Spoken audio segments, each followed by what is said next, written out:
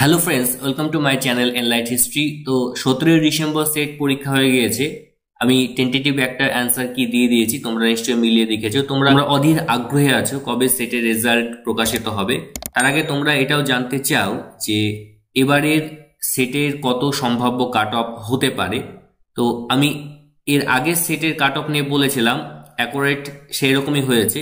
তো আমি অনেকগুলো দেখার পর তোমাদেরকে সেভাবে বলবো এবং দেখবে যে কাট অফটা কিন্তু তার মধ্যেই হওয়ার সম্ভাবনা সব থেকে বেশি। আর সাবজেক্টের কোশ্চেন যথেষ্ট সোজা ছিল, একেবারে যে কঠিন সেটা কখনোই বলা যাবে না।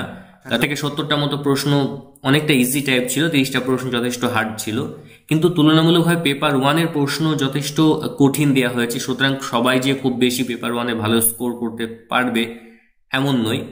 যাই হোক, তো একটু দেখা যাক চলো যে কত কাট অফ হতে পারে।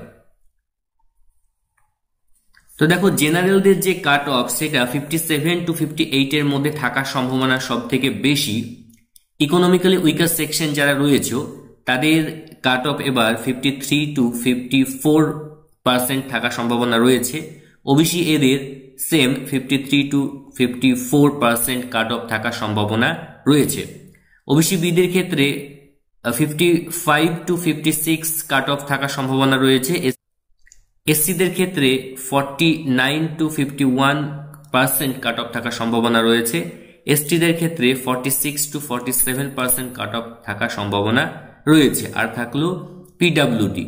তো পিডাব্লিউডির ক্ষেত্রে 45 to 46% কাট অফ থাকার সম্ভাবনা রয়েছে। তো কম বেশি হতে পারে, তবে খুব যে একবারে কমে যাবে তা কিন্তু নয়। মানে পেপার ওয়ানটা একটু কঠিন ছিল, কিন্তু সাবজেক্টটা তুলনামূলক অনেকটা সোজা প্রশ্ন ছিল।